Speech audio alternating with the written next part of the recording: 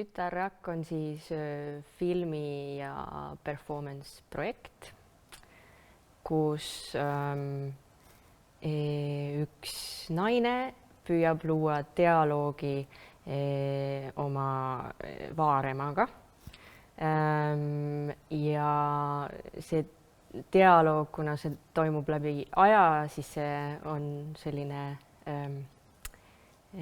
fiktsionaalne ja tegelikult ka võimatu, nii et kuigi see lugu põhineb osalt minu enda vaarema lool, siis need tegelased lõpuks selles filmis on ikkagi välja mõeldud ja nende vaheline kommunikatsioon siis ka selline hüpotees. Tütarrakk on kunstnike filmiprogrammis Diploopia ja seda seost Diploopia teemaga võib siis ühelt poolt seletada läbi selle, mida tähendab tegelikult tütarrakk. Et tütarrakk on siis emaraku jagunemisel või pooldumisel tekkinud uus rakk või uued rakud. Ja kuna filmi tõukejõuks on olnud tegelikult minu huvi epigeneetilise pärilikkuse hüpoteesi kohta, ehk siis selle kohta, et teoreetiliselt võivad meie elulised kogemused ka kehaliselt või bioloogiliselt edasi päranduda. Ja siis see küsimus sellest, et kas ühes tütarrakus, mis justkui on oma emaraku koopia, on tõepoolest lihtsalt ainult koopia sees või toimuvad seal mingisugused muutused, mida me kanname kaasas endast eelnevast, mis selles muutub.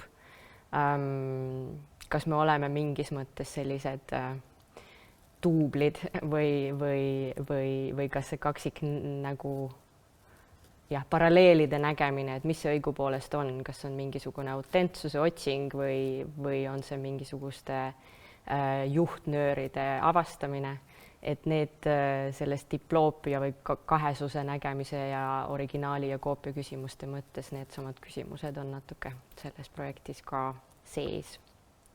Selle tütarraku filmi tegemisel ma kasutasin sellist veidrat kaamerat nagu Pixel Vision, mis on tegelikult 90ndatest pärit algselt loodud mängukaameraks või teismeliste mänguasjaks.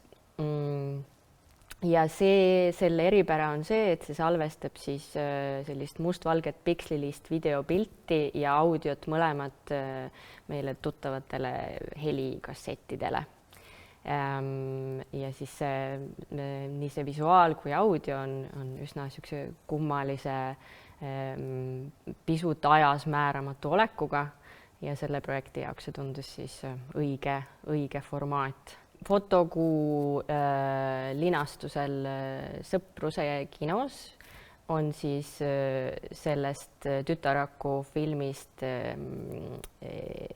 selline laiendatud kinoversioon, ehk siis lisaks filmile on seal ka mõned performatiivsed momendid või teisiti öeldes siis, et see film, ehkki ta on ikkagi kinolinal ja kinosaalis mängimiseks, ei jää ainult sinna ühele ekraanile, vaid siis tuleb sealt ka natuke välja.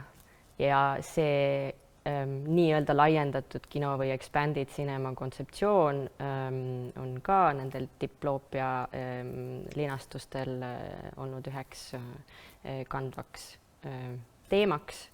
Ja minu jaoks on see juba ka eelmistest projektidest nagu huvitav küsimus olnud, et mis toimub vaataja kohalolutunnetuse, ruumitunnetuse ja sellise filmi illusiooni lõhkumisega, kui sisenevad ka performatiivsed elemendid.